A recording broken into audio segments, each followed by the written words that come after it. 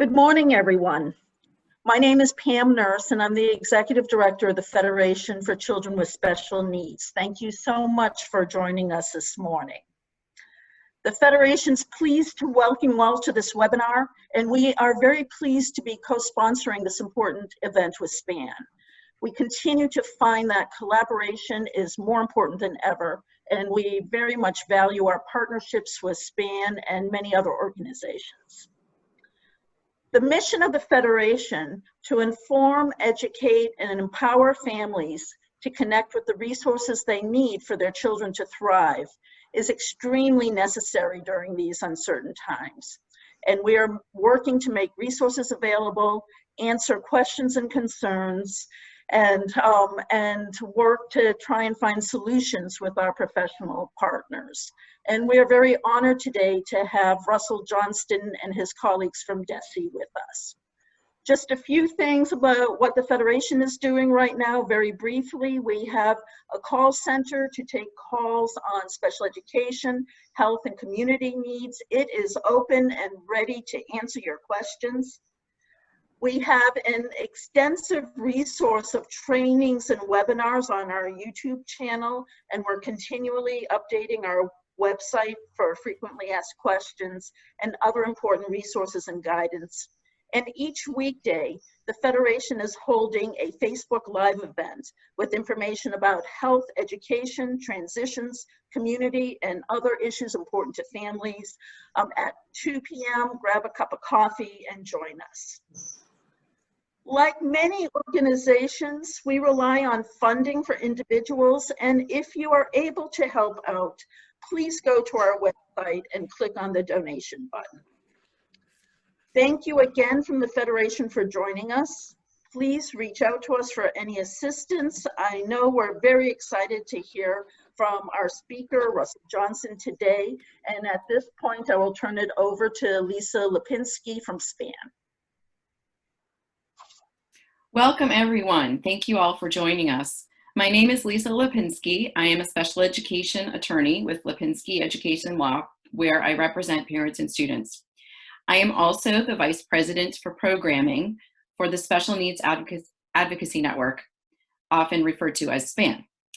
SPAN's mission is to enhance the professional growth and development of its members and to act as a resource for advocates. This is the final in a series of 4 webinars on the impacts of COVID-19 on special education that we have been honored to co-host with the Federation. As with the prior 3 webinars, there is a wide range of interests and perspectives in today's audience, which includes non-attorney advocates, special education surrogate parents, parent-side attorneys, board members from both SPAN and the Federation, educators, and parents. During these uncertain times, we are grateful to come together to share with you important information related to special education in Massachusetts, and we are proud to be partnering with the Federation as we all work to respond to the COVID-19 crisis. We appreciate very much the generous offering of time and talent by today's presenters, as well as by our support staff who work behind the scenes to make this presentation possible. I would like to draw your attention to some key activities related to SPAN's effort to support our members and advocates during this time. Visit our new webpage, spanmass.org/COVID-19. And if you have suggested resources in this time, please forward those to COVID-19@spanmass.org. While this is the final in our series of free webinars, SPAN will continue to work on public outreach in partnership with other stakeholder groups. Also, SPAN has been hosting weekly online case discussion groups for our members during this time so that advocates can share information and resources with one another. I have a few housekeeping items for today's session. This webinar is being recorded with the intent to widely distribute, and there is closed captioning available today. As you are aware, we did ask people to submit questions ahead of time. However, you are welcome to submit questions, and please use the Q&A at the bottom of on your Zoom menu to do that. If you have a problem or a question related to technical issues, please use the chat to share those issues. In these uncertain times, if you are able to help, please do. All donations are tax deductible to the extent allowed by law, and SPAN is a 5013C nonprofit organization. There is a new donation button at our website if you have the means and ability and interest in helping us out. Our agenda today will feature a presentation by Commissioner Russell Johnston, followed by an extensive Q&A session, co-moderated by Advocate and Federation Board Member Elizabeth Bostick and Special Education Attorney Tim Sindelar. Now I would like to introduce our presenter. Senior Associate Commissioner Russell Johnston has served in his current post at the Massachusetts Department of Elementary and Secondary Education since 2014. Dr. Johnston manages the state's accountability and assistance systems for all public schools and districts. The commissioner began his career as a special education teacher and administrator, including leading the Springfield Public Schools from 2010 to 2014. And like many of us, the commissioner is also a parent, trying to balance his own children's remote learning experiences with his work for schools and families across the state. We are very grateful that you have agreed to join us here today to share with our audience your perspectives on the unprecedented situation we find ourselves in due to the coronavirus, and how the department is working to guide school districts in serving students with disabilities in light of the extended school closures. Dr. Johnston has also brought along today 3 folks from his staff, and I won't get all the titles right, so I'm just going to introduce them by name, and he can they can introduce themselves perhaps later. Jamie Camacho, Nina Marchand, and Lauren Viviani. And with that, I'm going to turn the mic over to Commissioner Johnston. Thank you so much. Thanks, Lisa, very, very much. And if I could just see nodding heads that you can hear me. Great, excellent, excellent. So really pleased to be with you here today. And like Lisa said, I am a parent, and my own son has a disability. And so we are definitely wading through these same waters, as in my case, both as parent and professional. And every time I do one of these webinars, I'm actually upstairs in our kind of attic TV room, and I put up all these sticky notes that say, on a webinar, don't come in, really don't come in. I mean it, but that doesn't mean that we still might be interrupted by my young one as we go along. So I know we're all in the same boat together right now, trying to find our way. To jump right in, excited to be here with you, and I had a chance to review the questions that really covered a lot of different aspects of special education at this time. So I chose some to really kind of highlight today, to kind of particularly items 1 through 4, where I can tell you what we've already done, and just identifying there are some things though that we don't know yet. And so item number 5, future issues, where we know that there needs to be more information, and we've really kind of put our emphasis right now on making sure that we are thinking about how we get services and supports in place at this time, and then looking down the road for things that we just can't quite answer yet, like this summer, unfortunately. I know how close we are to the start of summer, and I'll say more about that when I get to that part of the presentation. So really, you know, we're doing these weekly webinars for special education leaders across the state every Friday morning, and we have invited some additional partners to be part of those conversations. And so there is a presence of the advocacy community, of attorneys, being able to listen and really just understand the story from DESE as it's unfolding. But it's been a story of shifts. You know, when we think back in early March when this started and schools were beginning to close, we really didn't know what we were dealing with. And I remember when BPS decided, Boston Public Schools decided that it was going to close through the end of April. And we were all just sort of like aghast, like, wow, how could a district think they were going to close through the end of April when it's only March? And now we see where we are, and we're kind of wondering, are we even going to get back this summer? And so, you know, our understanding of this situation has shifted a lot. And week by week, we are with special education leaders. But in preparation for today's presentation, it sort of gave me a chance to look back and see, you know, how much has changed. And, you know, just to start with, we've tried to include in our presentations for special ed leaders each week images of what remote learning looks like, because in so many cases, you know, we're running schools, we can just go down the hall and see it in a classroom. And now all of this remote learning is happening in many cases without us being able to see directly what it looks like. So these first couple of images were images that I shared in one of my earlier presentations. And you can see that, you know, we were just encouraging, you know, staff members to help families use natural settings to as places where children could be further educated right now. We didn't have to try to do exactly what we do in school. We could really think about what other resources, what other things are available as learning environments for students. But so much has changed. Children are not in grocery stores anymore. And so, that the work has changed, the way that remote learning has unfolded, it has evolved. And so, last week I shared some images from Lawrence Public Schools of students working from home, being engaged, as we can see here, virtually and using technology.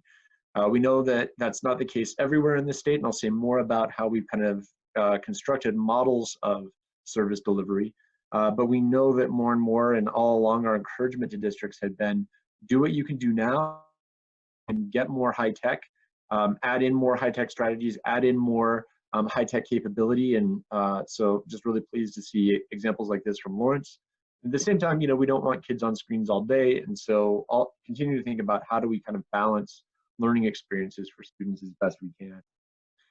So with that in mind, there are some kind of overarching priorities, and a lot of times, when I begin my presentations with special ed leaders, just because there are a lot of details in special education, as you all well know, I always just want to remind us that this is a health crisis, and we have to really be focused on the safety and well-being of our students, our families, our staff as the top priority right now, and not lose sight of the crisis, frankly, that we're in.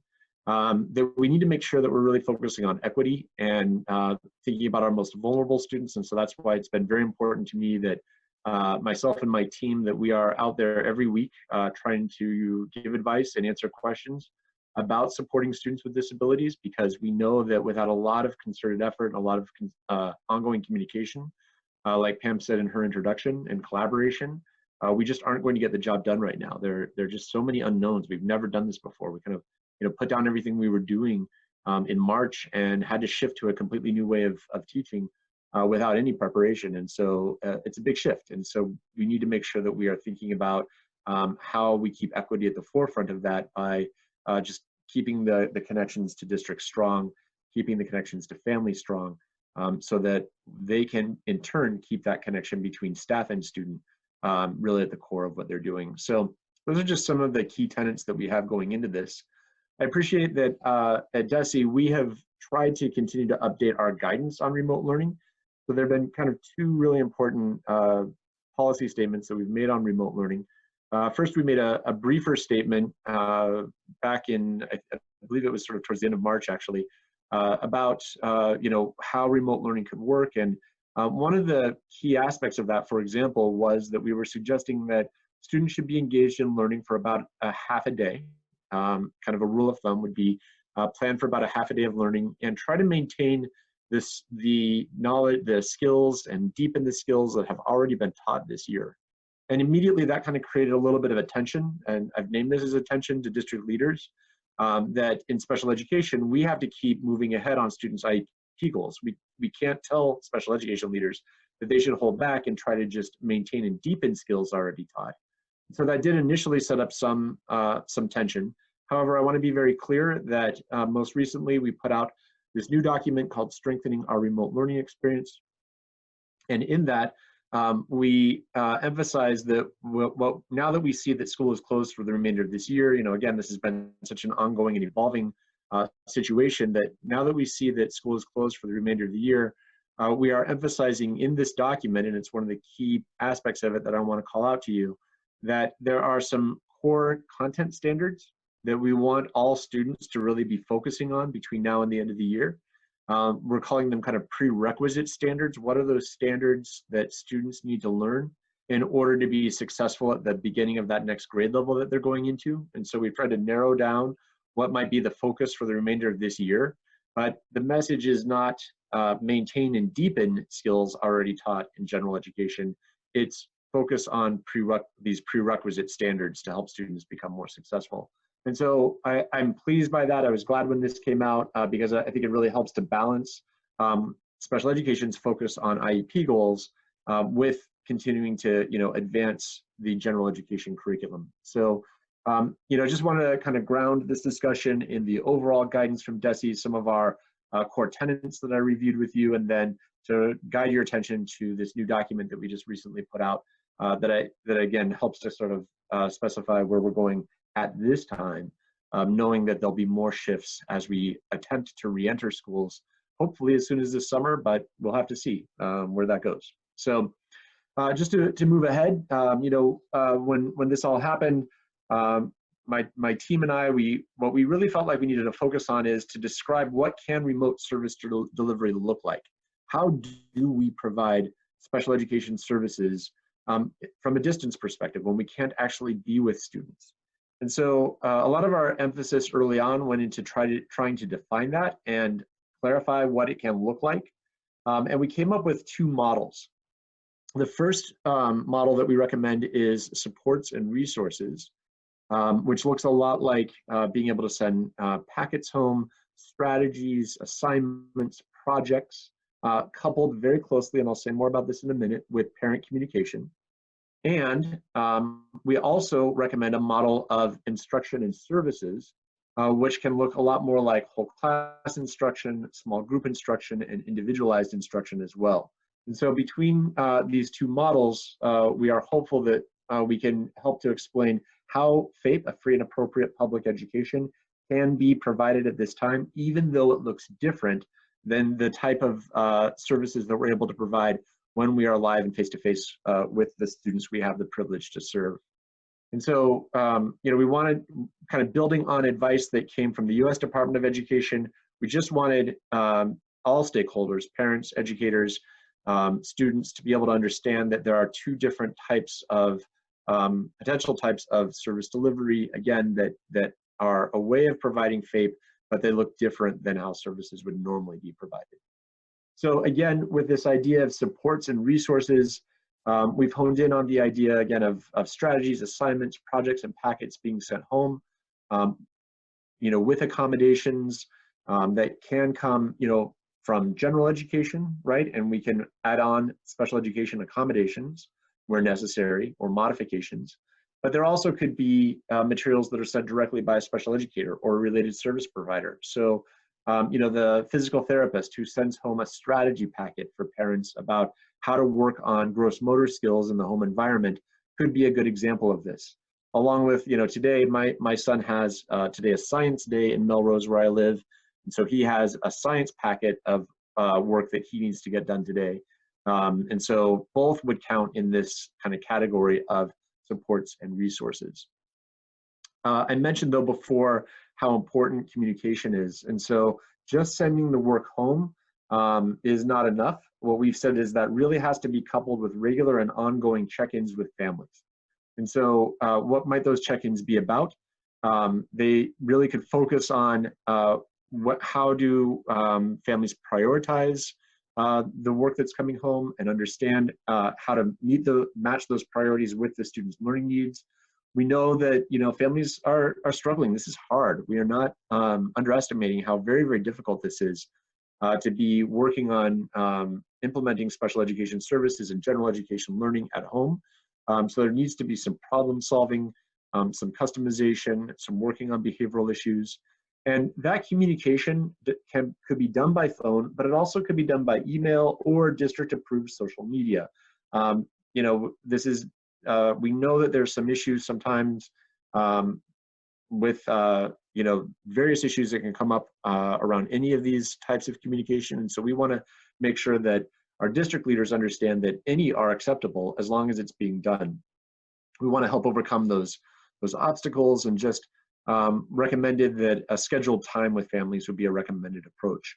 At the same time, that's sort of the outreach from the district to the family. We also recommended that there are office hours where parents could sign up ahead of time to say, maybe I can't wait for that check-in with my teacher, and I need some help midweek at some other time where they could sign up and access those office hours. So, we're hopeful that that this is underway. We keep coming back to these ideas with our special education leaders. We know that there have been some struggles, but we want to make sure that we are just encouraging this as a combined way. Sending home the resources, the packets, the materials with communication equals a way of meeting students' special education needs and providing services as one option, one model for getting that job done. I also mentioned the second model, which is instruction and services, and keeping in mind that, again, this is more like whole class, small group, individualized formats. And I just want to pause, and I'll say more about this in a minute, but we're talking about getting this done by telephone or by, other virtual means, such as video conferences. Because particularly when we talk about the telephone, we believe that it's possible to implement aspects of this model now, because most families have phones.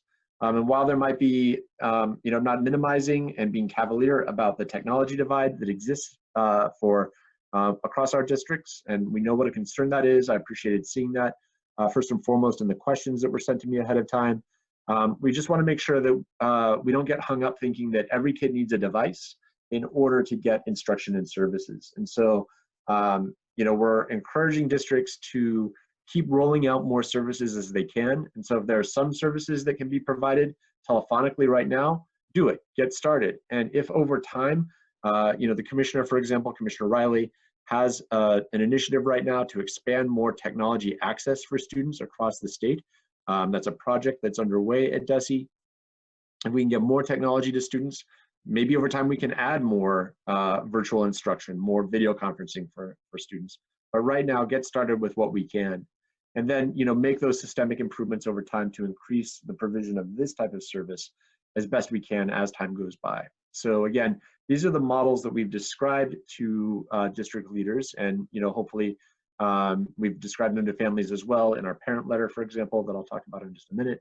But we know that this can't be done without more resources and more know-how. And so what we're doing on a weekly basis is on our website, so I'll just call out that our special education planning and policy, so I apologize, we are very good at speaking in acronyms, and so just knowing that things like SEP website are not going to be well understood at face value.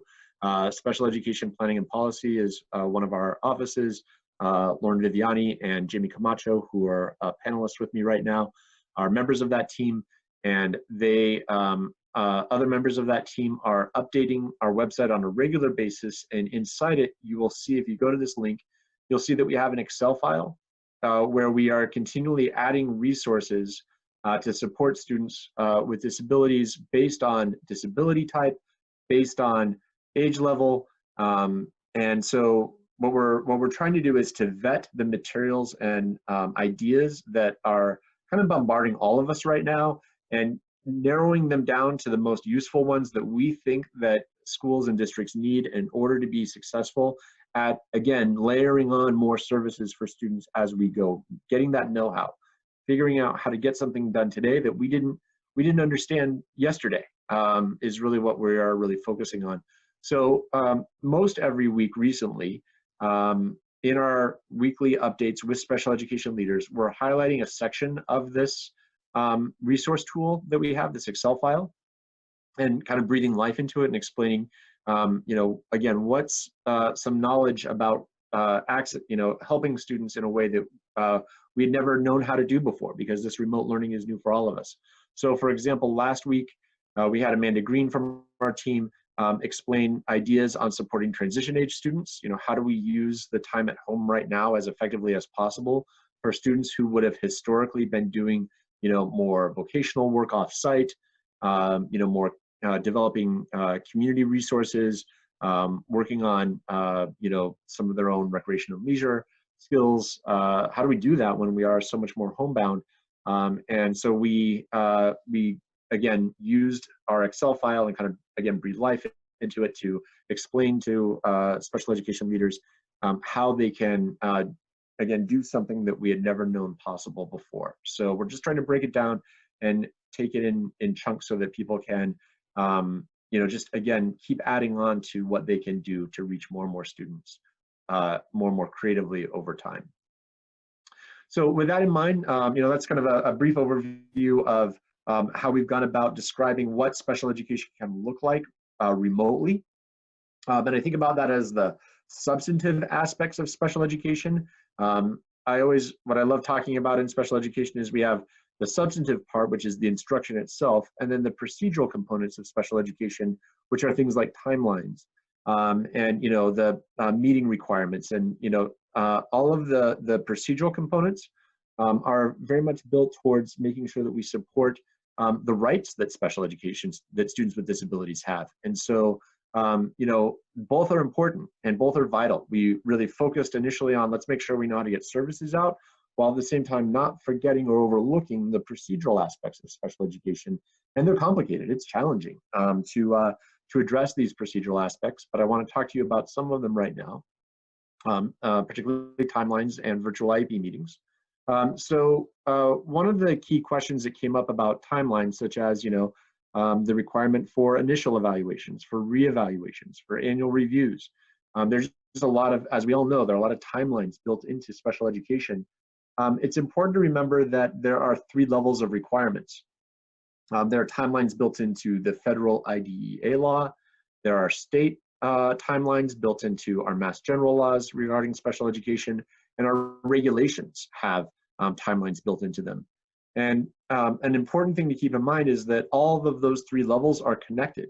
And if there's not any change in one level, there's probably no flexibility at another. So most recently, the Secretary DeVos submitted a report to Congress where under the CARES Act, she could have asked for certain flexibilities and waivers to the IDEA requirements. She chose not to. And she said, I believe that through innovation, through grit, we can continue to provide special education services without needing any additional waivers. So it was helpful to have that clarity from her. It was helpful to know that that's where the federal government is going, because that means that we're not looking for anything similar at the state level. We understand then that, frankly, timelines are in effect. And so most recently, when we, again, had this discussion just last Friday with our special education directors, because again, this is such an evolving situation. It was literally just last week that Secretary DeVos submitted that report to Congress. Maybe it was the week before, I apologize. It was recently, how about that? That she submitted that report to Congress. And it did give us some clarity. And so what we wanted to make sure that we understood is that we have to treat the timelines as if they're in effect and make efforts to meet them. So some examples. All along, the U.S. Department of Education has been clear that districts can and should attempt to find agreement with families about extending deadlines. So if a child's reevaluation was due, let's just say next week, and that reevaluation required an assessment that cannot be done remotely, then it would make sense that the district and the parent would agree upon extending the deadline, perhaps, until we're back in session, until we're back in person, and that reevaluation could be completed and the meeting held. And so very much recommending that districts work on that agreement with families in order to extend deadlines.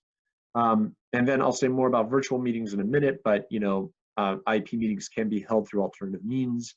Reevaluations can be used. So going back to that reevaluation example, maybe we can just use existing data. Maybe we don't need the assessments that would require in-person, an in-person setting in order to complete. And so, getting us to think about a little bit outside of the box of like, what do we need to complete a reevaluation? And so, really just emphasizing what can be done remotely and what can't. And there are some assessments, that last bullet, and there frankly are many assessments that cannot be completed remotely. A lot of assessments require manipulatives for students to work with. They require, a paper, like a maze for a student to fill out in front of the evaluator. And that just can't be done remotely. And so those assessments that can't be completed remotely, we need to make sure that they will get done when school reopens. And again, I'll be glad to hear what questions might come up further about this. This is an area where DESE is working on creating more guidance on. And so what we are doing right now is we are drafting guidance on our efforts to meet timelines. We intend to, right now we're looking at early next week, working with stakeholder groups, including SPAN and the Federation, around this draft guidance, and then publishing it as quickly thereafter, just so that we can all kind of ground ourselves in some specificity about, how do we go about this work right now? Not so much a debate about the timelines, but more about how do we do reevaluations? How do we do initial evaluations? How do we support students transitioning from early intervention to school-based services? So that's we're trying to get that know-how together to be able to share it out as quickly as we can, given, as this situation has unfolded, and we so clearly understand where we are right now regarding timelines. And an important thing to remember though, that at the end of the day, we are really focusing on a student-centered approach to timelines instead of a district-wide approach. So, for example, what we want parents and districts to be thinking about is, for this individual child, can this timeline be met? And if so, work to meet it. If it can't, then things will have to be put off until we can be back together, instead of an overall district-wide approach saying we just can't do evaluations right now, for example. That's what we're recommending against. And we know that there's going to need to be some changing of messaging. That the reality continues to become clearer and clearer to us, and so we're advising districts to really make sure that to focus on that student-centered approach. To really, make sure that that communication with parents is as clear as possible, and then to document along the way. Make sure it's, really made clear about what is getting done now and what has to be put off until the future. I wanted to say a few words about virtual IEP meetings because the spring is such a busy time for IEP meetings, and so we are very much encouraging, DESE is encouraging IEP meetings to be held virtually, and reminding parents and district leaders that it can be done over video conference, it can be done over telephone. And we are, we've heard some fear of, staff members using their own phones. And so what we've recommended is, you can use your own phone or use a third-party platform. Google has phone capability. And so making a Google phone call or using a Google Hangout could be a way of holding that meeting. We just don't want technology to be the barrier. And, an important thing is that when developing an IEP based on a virtual meeting, we want the team to be thinking about what would the services be, what services would the student need if school was in session, not what services do they need now during remote learning, because we know this is not the way that things should be. This is not how we want things to be. This is not hopefully how things will continue to be. So we want to make sure that the full provision of service is written as if school was in session, and then describe what we're doing differently for remote learning in the meeting summary, which is called the N1 document. So we don't want districts writing an IEP for this, as if the only services students are getting is what's happening now. We really want them to be thinking about what would those typical services be that we'd want to provide, and then frankly, how are they provided differently now that we're in this remote situation. And so, always remembering to communicate with parents, documenting those good faith efforts to convene the team, and a particular emphasis on interpretation needs to be built in for these meetings. I know this is a question that came up, so I'll just take a quick minute to pause to say another DESE initiative is to expand the reach of interpretation. We know that there's a need for more and more translation and interpretation now that we're in this remote setting. And so my team, some other members of my team, other leaders that I work with, are working on getting going with providing more interpretation services to 5 key districts so that we can kind of see how it goes and see what we can learn from that to hopefully expand to more districts in very short order. And so that's getting going. And we know that there's just a real need, not only in these IEP meetings, but also where I emphasized earlier, the importance of communication with parents. We know then that the state has to work to provide more access to interpretation, to translation of the work being sent home. And so that's why we're getting that work underway at this time, just to answer a question that I know came up in that list that was sent to me ahead of time. So again, though, focusing on virtual IEP meetings, recommending that they can be done, encouraging them to be done. And we've even shared ideas like if it's sort of overwhelming to think about transitioning all of your meetings to virtual meetings, try one. get feedback from a colleague, from a supervisor, and then, you know, keep going, keep building on, so that maybe what seems daunting today, we can gain some new habits, some new skills with to make it more possible over time. The next category that I wanted to share with you is around parent communication, and I just put things together here that all are different forms of parent communication. And again, trying to respond to questions that were appreciatively sent to me ahead of time. So just starting with progress reports, I know there have been some questions about progress reports. This is the information we shared with district leaders recently, that, you know, when school initially closed, that was probably around the time of the end of a term. So whenever the term ended in March, if a term ended in March, issue progress reports. And now up until the end of the year is another term, more than likely. And so again, our recommendation is to issue another set of progress reports at the end of this the school year, based on what we know of student progress during remote learning.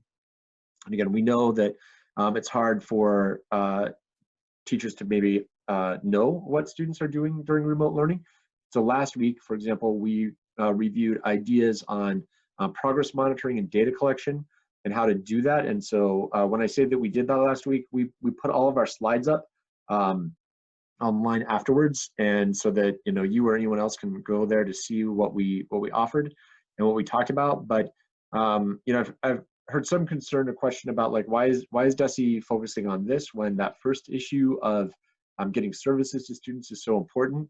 And, you know, it's important to remember that the substantive aspects of special education and the procedural aspects of special education have to both be in place at this time. And so where progress reports, you know, are a procedural aspect, and, you know, they relate to the substantive aspect, but it is a requirement that schools and districts send them out. We wanted to be clear that they are still necessary.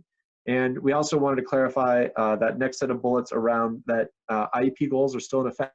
And so we need to make sure that we are addressing those IEP goals as best we can given the current circumstances, and collecting data and developing progress reports, and, you know, sending them home, you know, getting them out through email or US mail.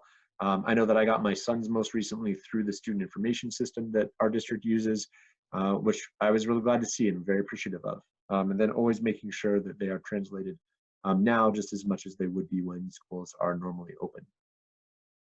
So another key piece of communication that we have explained to districts is that there needs to be this thing, something that looks like and could be called a remote learning plan. So let's just dial back a little bit. The U.S. Department of Education, again, put out an advisory on March 21st that said that, you know, they fully expected educational services to be up and running, that FAPE needed to be provided. Really helpful guidance nationally. It was, you know, a good kind of watershed moment in helping us accelerate and get more services up and running. And as part of that, they said, you know, you need to make sure that you document what is being done.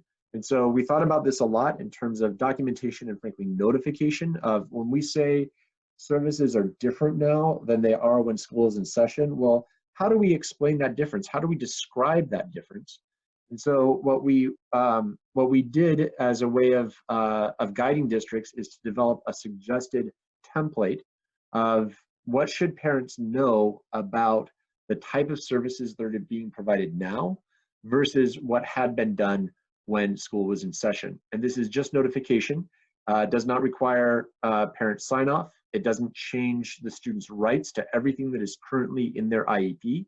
And so, but what we really wanted to stress with districts is, if you have a different way of doing it, you don't have to use our template. So when I'm sharing our template with you right now, I just want to stress that some districts were already ahead of us and had already started doing this before DESE came up with their form. And at the same time, other districts said, we just want to do it our own way. And we've said, fine, that the focus here just has to be on notification.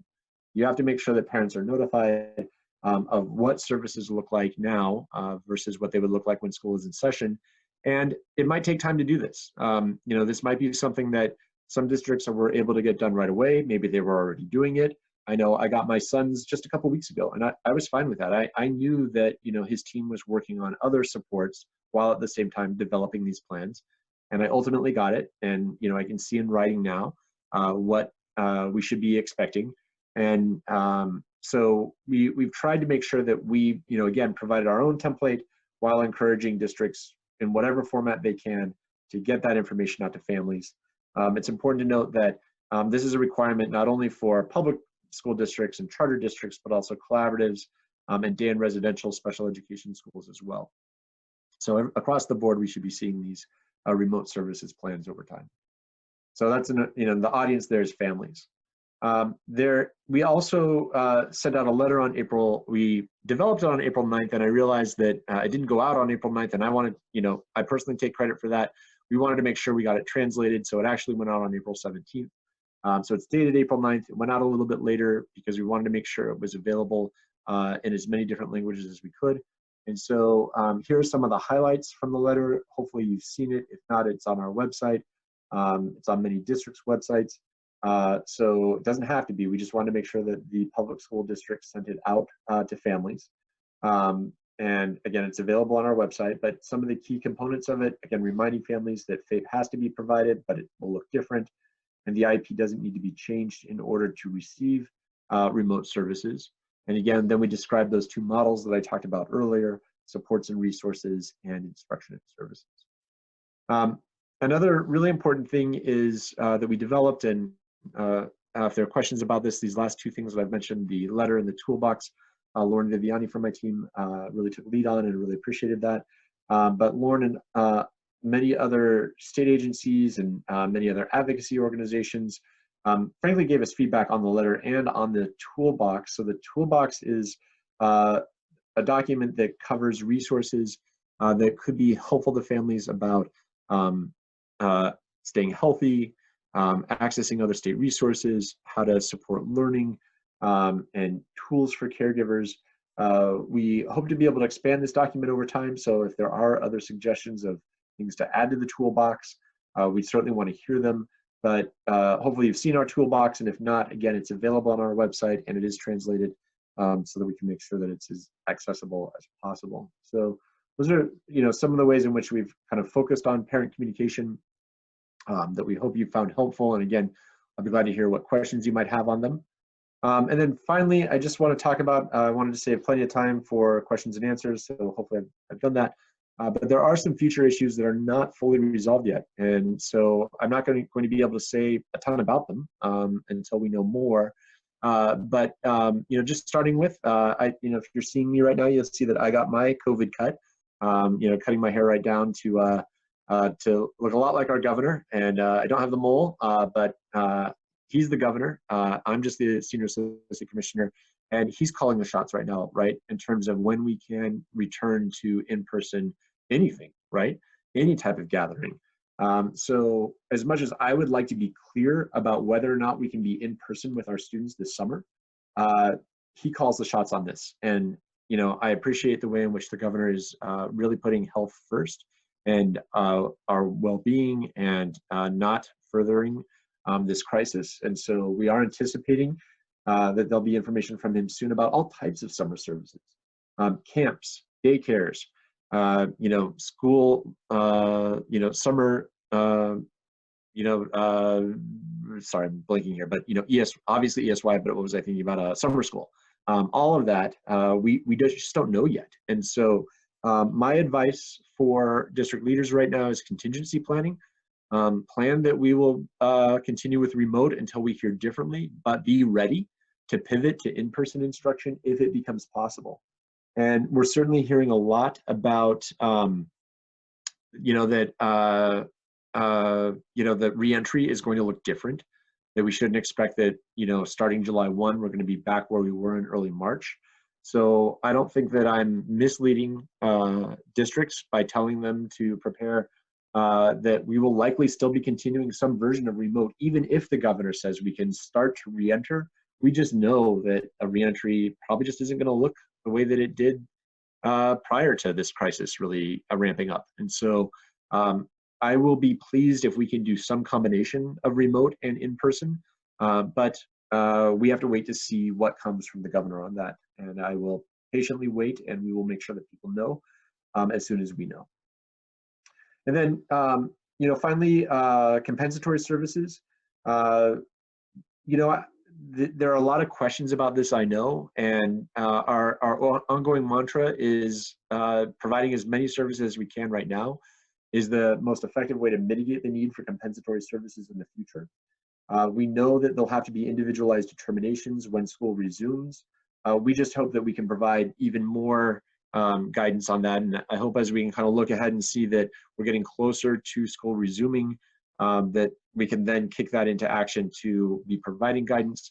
There might be information coming from the U.S. Department of Education. So again, we're really focusing on the here and now, but not, we're keeping an eye on these future issues, most immediately this summer, and then also how we will give guidance on compensatory services.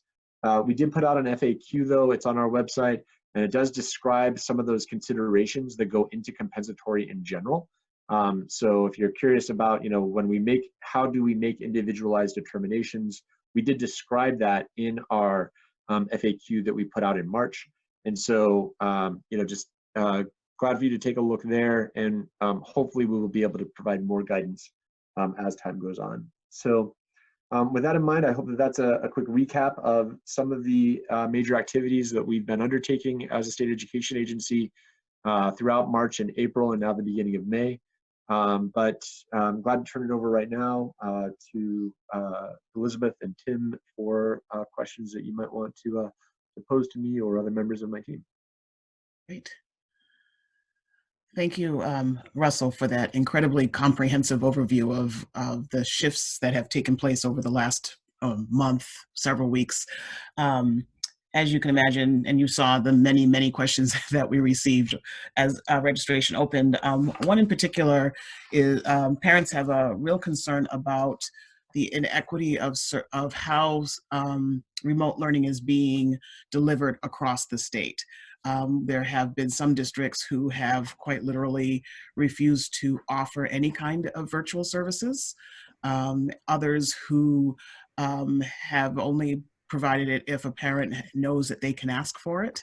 And so parents are trying to figure out, and especially those who may have multiple children and multiple children on IEPs, how they can get some additional supports through their districts, and what kind of language or approach should they be using to access those kinds of services, particularly if they've tried the approach that the district has proposed and it's just not working.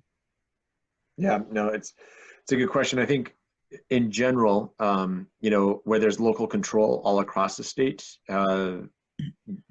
DESE does not have the ability to kind of immediately intervene on the quality of education everywhere across the state. And so under typical circumstances, we look at data over time through our accountability system to determine where can the state intervene. And we rely on numerous data sources in order to determine where the state can have intervention.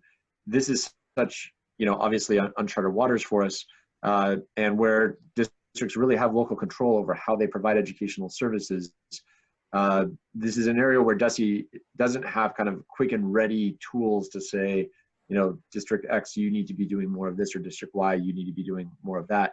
I would say that, I'm hopeful that as families hear me describe how we envision and how we've described, frankly, to all district leaders, right? Because we've made all this information public, we expect them to be listening and following our advice, where we've said that there's an and between the two models that I described, one kind of being more, sending packets, assignments home, those resources and supports. And then, perhaps families, what I'm hearing is saying, but we really want more instruction and services. We put the and there for a reason, to say that, and like I really highlighted at the beginning, that we want districts to be growing towards more instruction and services over time, and not to kind of accept that you can't do anything, because again, you can start telephonically as immediately as possible. And so I'm hopeful that as districts are able to see, as families maybe hear this presentation today and hear about how we've described those models, that they could use that for advocacy from within their local context with their district leaders. I'll also add, though, that anything that is truly denying a student an access to an education, I would strongly encourage parents to reach out to our problem resolution system office. And they are ready to help families and negotiate and mediate with districts around where services aren't being provided, where there's a specific question about FAPE being denied. And I would encourage anyone listening who has a specific question or concern to reach out to PRS, to the Problem Resolution System, to ask for that type of support. So that we don't have kind of an overall way of peering in on each and every, we have 407 operating LEAs in the state, local education agencies in the state. So DESE does not have a way of peering in on each one, but if we have a complaint, we can respond. And so I would just encourage families to reach out to us if they have a specific complaint. Great. Thank you. Tim, did you have another question? Because I certainly have the list over here. There certainly are many questions, but there are a lot of questions coming in around the two major transition points for students. One, EI, and then post-22 transition. Let's start with early intervention. A lot of people are concerned about that process. Many schools seem to be bogged down. I know some parents are getting letters saying, even though their child has just turned 3, that it won't be dealt with till the fall. I believe that you've provided some guidance to school districts specifically around this. And could you share that with us? Yeah, absolutely. So as recently as last week, we went into this topic even more in depth, and Lauren Viviani, who's on the call, can certainly chime in as well. But what we advised was that we've talked a lot with DPH, the Department of Public Health, who oversees the early intervention services for students. And we know that across the state, there are about 5,000 students who are turning 3 between the beginning of March and the end of August. And typically about 40% of those students are found eligible for special education services. So our recommendation to district leaders was, if you take 40% of 5,000 students, there are about 2,000 students who probably would be found eligible during this period of time. And let's make sure that we work to help, determine eligibility wherever we can. And so, for example, if we can accept the assessments that were done in early intervention and add in observations that can be completed right now, we can likely make a determination on many students. And so the example that I gave might be a young child with Down syndrome, where we can accept the evaluation from EI, we can conduct maybe some of our own observations and get services going. And what I recommended was, and this is just a recommendation, it's not a requirement, but a suggested strategy might be because all the services are remote right now, with the services being remote, that we might need the EI provider to kind of do a baton handover with the child and the family to the early childhood staff from the district. So maybe for a brief period of time, there's kind of a co-treatment, a co-therapy going on remotely to help bridge to the early childhood providers from the school district getting going. Conversely, there might be some students whose disabilities are not quite as, or the areas of concern are not quite as clear, and they can't be found eligible right now. Those are the students that we might need to wait on. But where we can find a clear eligibility for students, either using existing assessments or perhaps conducting as many assessments as we can now remotely, we definitely want to try to find those students eligible. Thank you. So then to go to the other side of the equation, those students who are aging out of special education, I think there's a lot of concern about the missed opportunities for transition services during this time. And again, the handoff to adult services, not being able to coordinate that. At this time, is there any guidance, or is this an individual case-by-case matter? What we've recommended so far is a case-by-case matter. We actually have been collaborating a lot with the adult serving agencies to talk about, what do we understand that they're able to offer and what we can say to districts and how we can really kind of bridge the two together, but on a case-by-case basis. So for example, if you look at our slides from last week, we talked about a lot of what activities can be done right now for those students, before they turn 22. But as they're reaching 22, I know that Nina's been involved, for example, in working with DDS in sort of a case-by-case approach on how do we support students and kind of set up as much as we can now, and then realizing that more will have to be set in place later, just because we can't, we just can't physically be together and have students move to, a new setting or a new physical location and whatnot just yet at this time. But we need to make sure we're really planning for it. Okay. Sure. So many questions to pick from. Um, let's talk about technology for a moment. I know you said earlier that there's an initiative for more access to technology throughout the state. And I think a lot of people tend to think of technology in terms of the Chromebook or the laptop and things like that. But can we also talk about other forms of technology? For example, hearing assistive technology, switches for kids who have physical disabilities. How can parents ensure that their children are getting access to those tools that they would normally have access to if they're at school? And even things like itinerant teachers and, sign language and things like that. Can you address that issue, please? Certainly.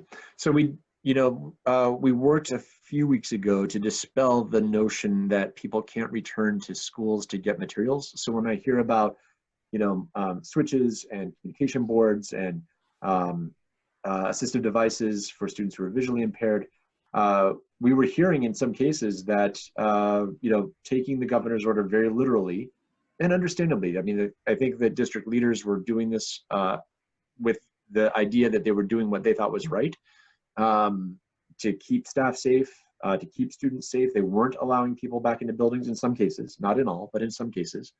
And so what we did is we made sure that people were clear that the March 23rd order from Governor Baker has a specific carve out for it, for the provision of remote services, to say that staff, when describing who are essential workers, work that might need to be done to provide educational services remotely. So for example, going into a building and getting that communication board or getting that switch and delivering it to a family, that is acceptable. And so we really wanted to make sure that that was known and shared. And so we've actually shared that out a few times. And what's actually most recently come up is that this realization now that school will be closed for the rest of the year, that people need their personal items. Students have personal items in schools, staff still have personal items in schools.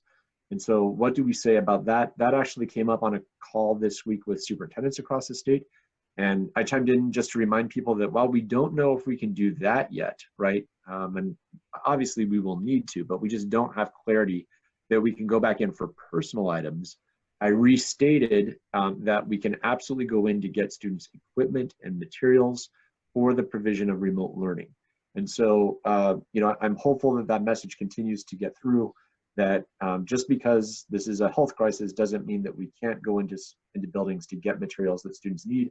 And frankly, I've shared the idea that, it has to be done in a socially distancing type of way. And so what some districts have done is they've identified to teachers a certain window of time, maybe a 15-minute window, 30-minute window, when teachers can kind of go in, there won't be anybody else around, get the materials they need out of their rooms so they can get them to families. And so I just wanted to make sure that that staggered type of approach to letting people into buildings is very much encouraged, very much allowed. And if there are still specific concerns about that, again, I think it would be wise for, I'd be glad for a family to reach out to PRS to ask for help, to say why. At this point, I'm surprised and would be disappointed to know that a family wasn't getting access to what the student normally had in school in the way of equipment and resources. And then also with itinerant teachers, sorry, Elizabeth, that you asked about that. We've also certainly encouraged for those services to be provided using the models that I described earlier, and using the as much as we can to get those services out. Work that Nina did and others on our team was to research the extent to which different related services can be provided remotely. So can speech be provided remotely? Can OT be provided? Is there anything holding a provider back from a licensure perspective to switching their services to a remote format? So we've really been trying to get that information out. I didn't include that in my slide deck today because it was much more geared towards district leaders, but that's been a real area of work for us, is just to make it very clear that all of those services can very much be provided remotely. And there is, kind of clear,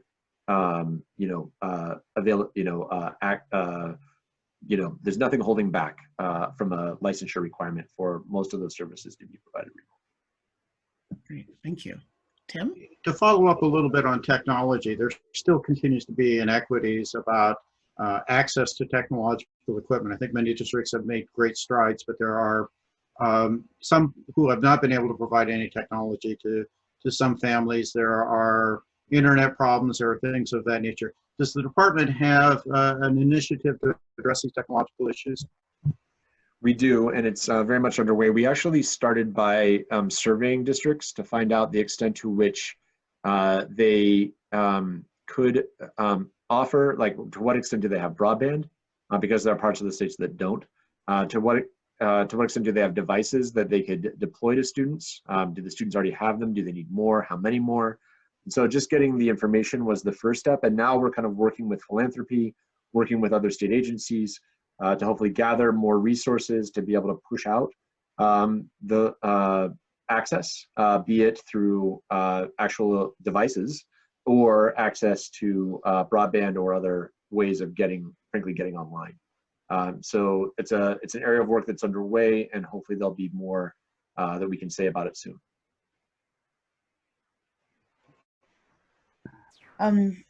Communication has been an area of challenge for many families as well.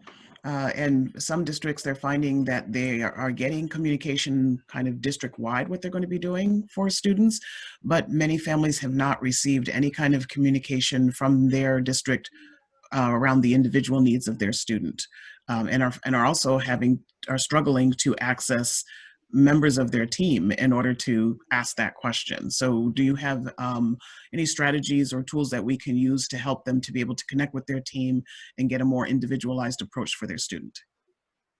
So one of the pieces of advice that we've shared with districts is that we wanted to encourage them, we are encouraging them to work with their special education parent advisory council to talk about, what is going to be our methodology here for providing this notification to families.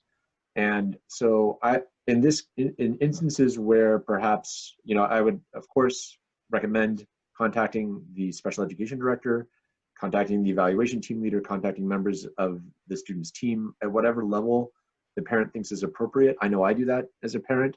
I'll send the email and just ask the question of like, hey, what's going on with this? Where necessary. And I would think though that if you're not getting answers, I'd also encourage going to the president, the executive board of the local Special Education Parent Advisory Council, the CPAC, to find out, because sometimes districts have reached out to me to say, hey, Russell, we see your template. We want to do something different. What do you think about this idea? And what I'll write back to them to say is, as long as you have the components that we've included in ours, right? You can look at ours and see, here are the types of things that we should be informing parents of. But if you're going to do some, or as you roll out your plan, work with your CPAC chair. Make sure that they are influencing and guiding what you're doing locally. So I would hope, and it's based on the advice that we've given, that not only should a special education director know what's happening in the way of sending out a remote services plan, but so I would hope that a special education PAC chair would also know what the district's plans are and could help the parent kind of know what to expect and when. Thank you. I think that you may have just addressed this, but if I could just follow up, I think we're getting many questions about compliance. What do we do if the district's not providing any services? What do we do if the district is saying they can't deliver related services remotely? What do we do if the district is making us waive requirements in order to have team meetings? What are they doing? What do we do if the district won't have a team meeting? You've covered evaluations and annuals and reevaluations, but there are other instances, for example, when parents bring in outside independent evaluations, or when there's been a change in circumstances and they're looking for major changes in programs. So there are a lot of issues about districts refusing to do these things and what is the best way to approach those. And I've heard you mention PRS before. Is there any, and certainly trying to work collaboratively and suggest answers is the most productive way to get this conversation moving. But are there other things that parents should be doing? For example, if there is a district-wide policy that a district requires that parents sign a waiver of any defects in order to have a virtual meeting, is this something that should be approached other than a PRS? How do you mean?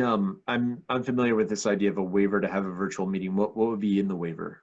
Well, the waiver waives any procedural defects with regard to having the meeting, not just procedural defects caused by the virtual meeting, but these are pretty extensive waivers, and we're seeing them pop up in a number of school districts. Interesting. Um, Having not seen them myself, Sure. it's hard for me to comment extensively on this, other than to say that, surprised that, we want the virtual meeting to basically take the place of the in-person. The thing that is sort of interesting to me about that is that, I've been a special ed teacher, I've been a special education director. It's already allowable. This isn't new as a result of COVID. There are I've had lots of IEP meetings with parents over the phone, right? Like, I've been away from the work for a while, so video conferencing is much, more available now than when I was doing the job. But, back in the 90s and early 2000s, I've absolutely had many, many IEP meetings by phone because the parents said, I can't come in. I would prefer to do it this way. And it's the same process. And so to think that I'm scratching my head a little bit about what would need to be different when it's just still an IEP meeting. So I'm hard pressed to say that there should be, or that DESE would ever say that there should be something different or some sort of waiver necessary to have a virtual meeting. Particularly when I think, what we've often been trying to say to everybody involved in special education is, we know how to do this. We hold IEP meetings. We do them by phone sometimes. We're going to do them by phone now, and it's going to be okay. So I hope that, we all need to work to not overcomplicate things, I guess is my bottom line. There's been some ongoing concerns about some inequities relative to disabilities. So, for example, there are some children with dyslexia who may not have been receiving kind of the specialized instruction that they've been accustomed to receiving. And instead, parents are getting packets at home and they have no idea how to deliver Wilson, Orton, Gillingham, Lindenwood, Val, for example. How do we ensure that children are getting access to appropriate services in those types of situations? Yeah, and I want to be clear, I don't have an easy answer here for you because, again, the capabilities of districts vary so much in terms of, how much can they turn the services that they normally did in school into a remote format. So first of all, I appreciate the attempt to try to replicate something that was normally done in school. We know, we've said all along, the services will be different. And we're encouraging districts, again, to work to provide more and more remotely. I know that just this week, I had some resources sent, when I talked about our special education resource guide, where we're trying to explain, again, no one has ever tried to do Orton Gillingham or Lindenwood Bell without having the student right in front of them. Right. And so this is new for everyone. But just yesterday or the day before, the days have a funny way of running together, as I know we all know right now. I forwarded on to, I have 2 members of my team who are regularly vetting these materials that come into us. And so I sent on to them some ideas for supporting students who are dyslexic in a remote fashion that they're reviewing right now to see if we want to put more of that. There is already some information in our resource guide, but to put more up. But I frankly don't have an easy answer there for you to say that, again, I want districts to keep pushing and striving towards more of that instruction and services model that I talked about, where, I can imagine more of the teacher, listening, being able to interact with a student in a reading lesson. But I know that I know that there are not capabilities to do that everywhere across the state at this time. And then kind of a follow-up to that is, for our children who have some complex behavioral and social emotional needs, what kinds of supports can a parent expect, or what kind of supports are school districts receiving in order to be able to service those types of children? For students with complex medical needs? Well, complex medical in terms from a behavioral and social emotional standpoint. Right. No, and again, that's why we feel so strongly about our resource guide, to keep honing in on these different aspects and areas and disability types in special education. Again, no easy answer there. I also hope that's why the parent communication is so important, because finding out, what are those behaviors looking like at home, and how can we help, how can the professionals bring that professional knowledge base to support families when they can't directly always do it themselves now. I am pleased about the way in which the ABA community, I feel like, has really stepped up to be working on how ABA services can be provided, and the role of the ABA, and often providing consultation around behavioral issues in the home. I know that they've been doing a lot to educate themselves about how to provide guidance and how to support families. As it relates to medical needs, again, it's there's no easy answer there. That's really making sure that, again, through that ongoing parent communication, that regular parent communication, we can just help to overcome hurdles as they come, and understanding that, you know, taking it by a list of priorities, what's most necessary for us to do right now, and then how can we continue to overcome more hurdles as they present themselves. So again, I would direct people back to our resource guide to see how we've been kind of vetting and putting materials out to support these you know, different types of disabilities. Great, thank you. Russell, there have been several questions around 504 plans. So the guidance, your guidance obviously has been about special education, but do you have some words about implementation of 504 accommodations and services? Certainly. So again, when we think about those resources and supports coming home, like packets and assignments and whatnot, we, as I put in that slide, in that bullet, to say that they should be coming with accommodations. And so we are hoping and advising districts to make sure that it's known that, you know, where students have 504 accommodations, they should be embedded as best as possible into the work that's being sent home. Also, again, we come back to parent communication and how important it is to find out from parents the extent to which those accommodations are working, or more are necessary, or they need to be adapted in this new way of trying to conduct school. And in our parent letter, we included information about, you know, reaching out to your students' teachers. You have questions about accommodations. Every school has a 504 coordinator, so if you need to kind of advance a question to a 504 coordinator, we would also recommend that you do that as well. I know you touched on this a little bit before around the transitions that Tim had talked about. Some parents are wondering, they do have some students who are literally turning 22 in the midst of COVID. And as a result, they have not had access to the services that their child needed in order to be able to transition into adulthood. Is there any possibility or thought being given to students who have turned 22 to be able to still access services beyond their birthday because they weren't able to access them as a result of this crisis? Yeah, and I think that's where we really need to consider that kind of case-by-case approach to ask the question of, you know, what is the impact of this? What can we make available for students?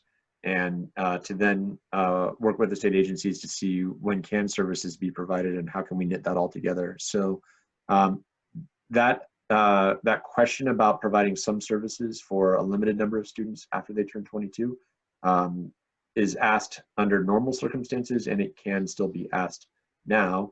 And you know, the decision really needs to be made on a case-by-case basis. Thank you. So Russell, there's a question around reaching out to parents who are deaf and hard of hearing to assist them in supporting their children on IEPs. I know that this is a topic that you specifically addressed. Could you share some of that information? Absolutely. So Lauren, actually, I'd ask that maybe you chime in here as well, but one of the pieces of information that we shared was how to access interpreters, for example.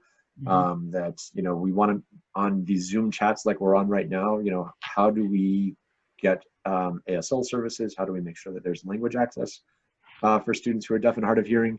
But Lauren, we know that this is, we've heard this as a concern, and so we really work to address what resources and information needs to be available.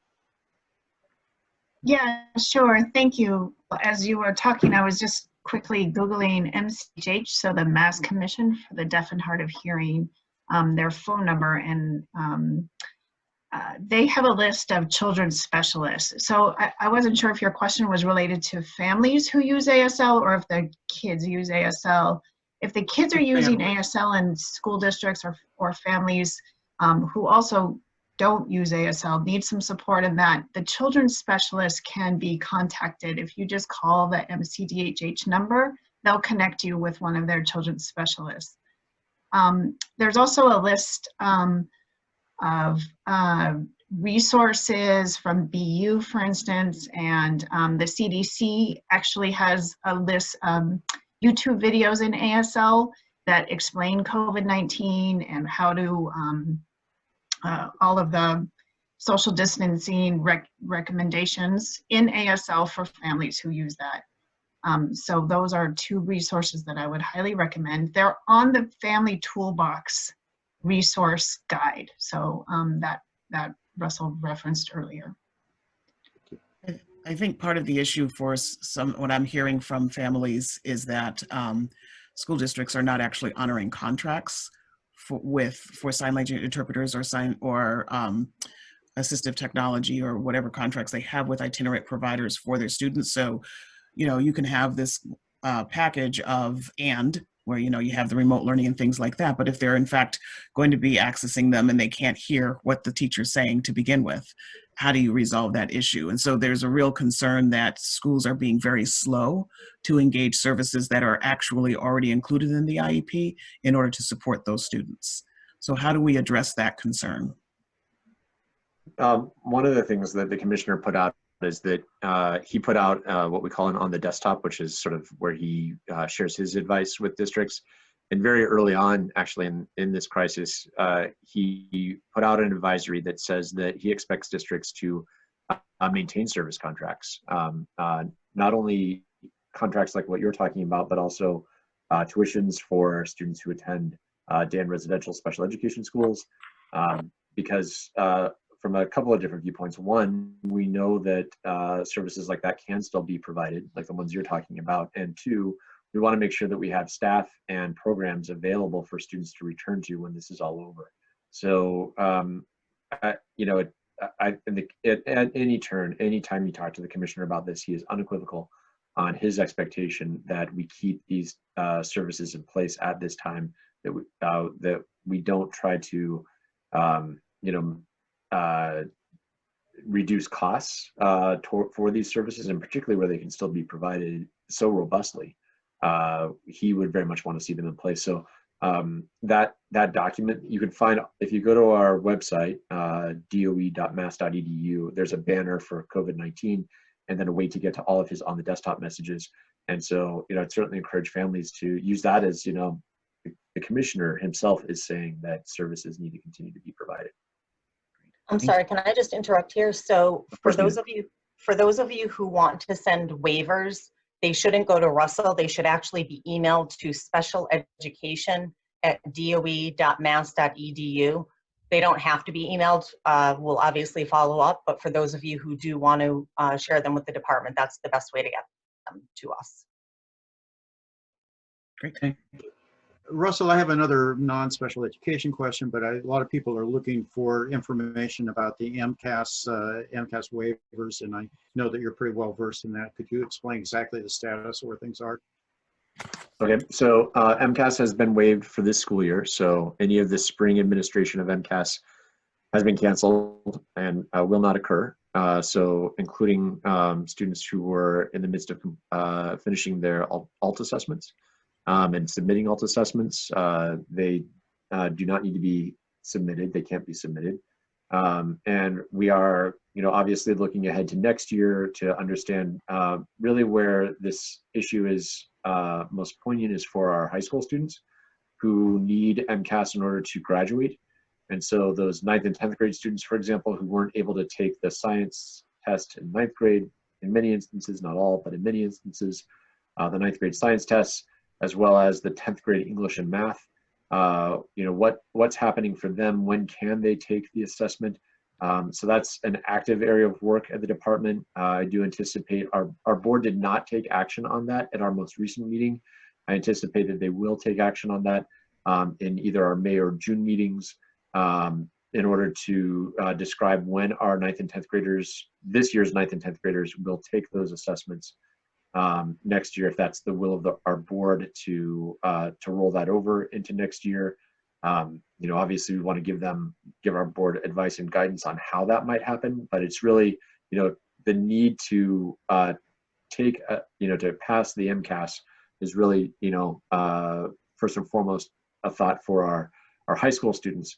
For grades 3 through 8, obviously it's just canceled, and we won't try to, have an early, for example, or earlier administration of the assessment next year. We are again, hopeful that we would be able to provide it in the spring, just like we normally do.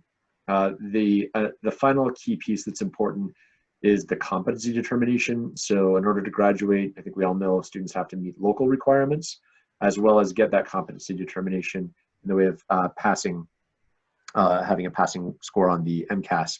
So there are some 12th graders who normally would have continued to try to take makeup tests in the spring or some other way of taking the assessment in the spring, and they would not have been able to do, they are not able to do so this spring. And so what our board voted on most recently is that we will do kind of a transcript review.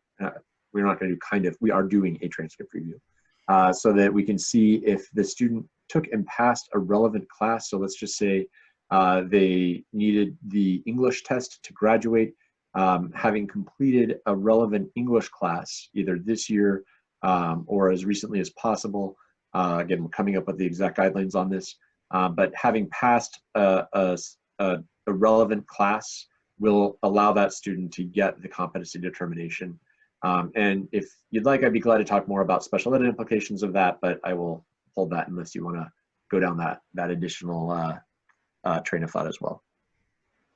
Okay, so we're coming close to the end, and so we're going to kind of wrap up with, I have two very quick questions, two very different questions. So one, I think hopefully might be simple.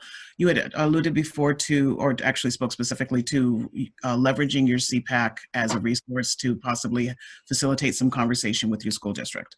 What do you do if you don't happen to have a CPAC in your community? Yeah, no, I hear you on that.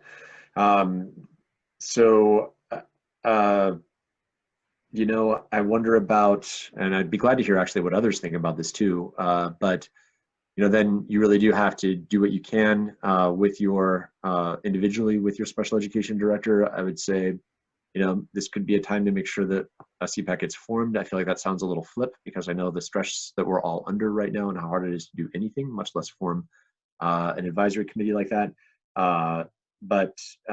You know, and maybe even finding out what other CPACs are doing successfully. And I know that, you know, at the Federation, Leslie in particular is so helpful at any CPAC related issues that, you know, maybe it's tapping into the strengths of people like Leslie around, you know, what do we see being successful elsewhere that we could, you know, if we don't have a CPAC to advocate for us, what can we learn from other CPACs that Leslie would be able to share that could be useful for the individual parent where a CPAC isn't available.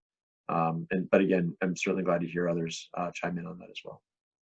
Thank you.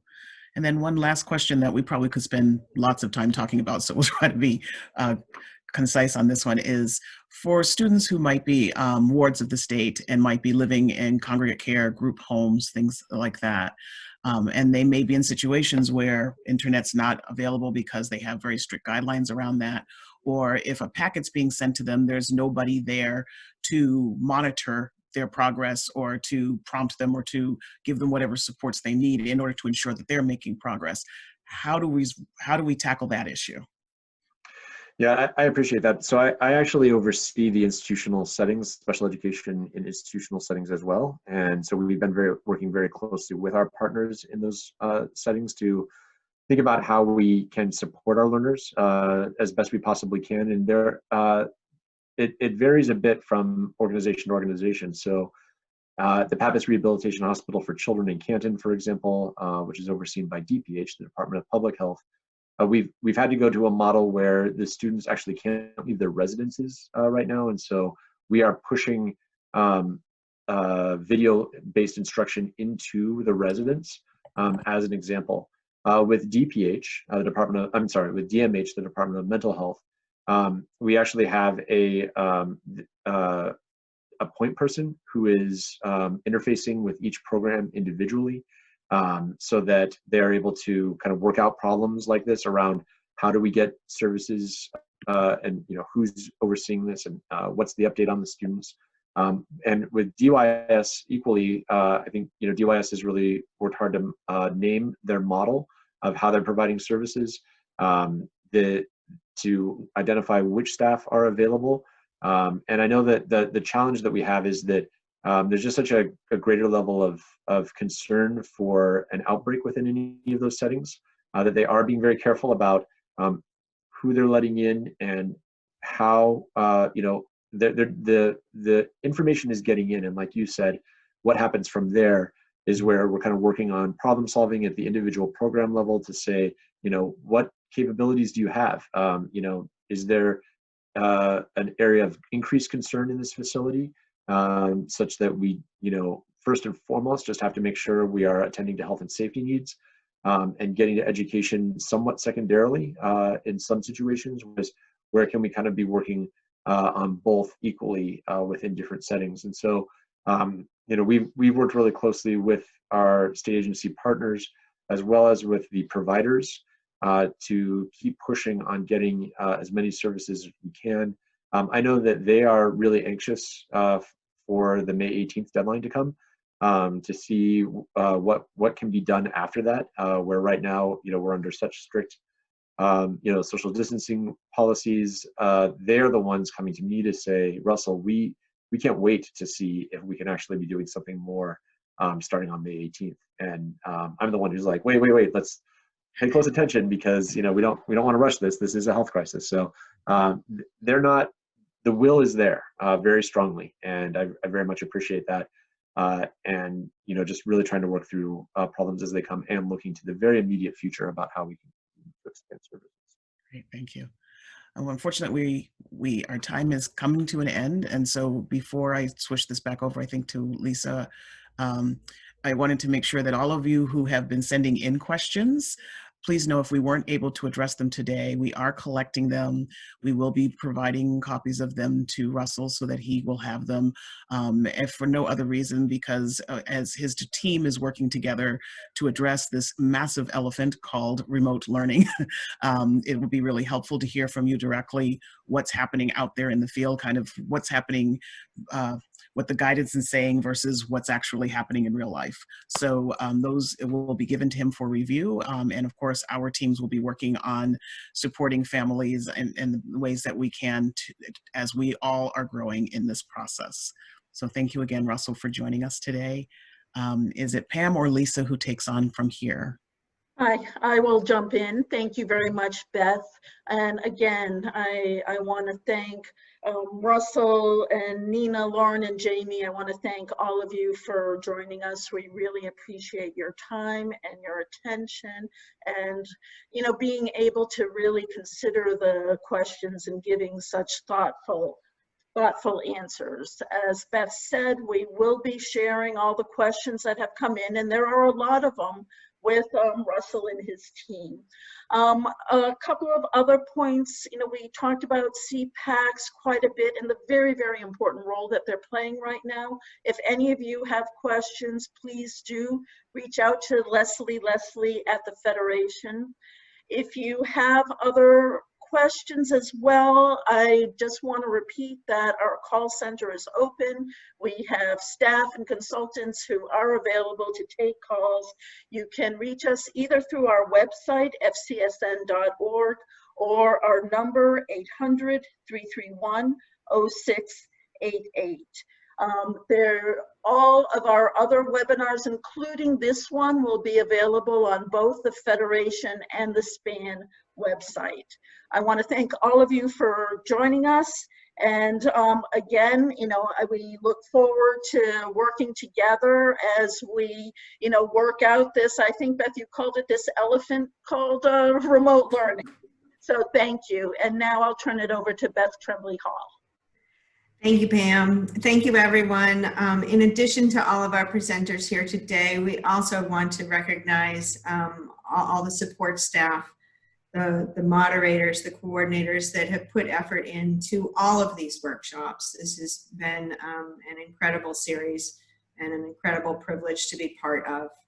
In these challenging times, the Federation for Children with Special Needs has been an incredible partner to work with. SPAN has been fortunate to have such a terrific organization to work alongside with. In closing, I hope you will agree, when we work together, we find solutions that are more likely to be successful. Climate and culture matters. Harsh words that are spoken behind closed doors often resonate beyond those doors and set a tone that we just can't afford at this time. With that, we hope that everyone has a healthy and safe day, rest of the day, and future. Thank you so much.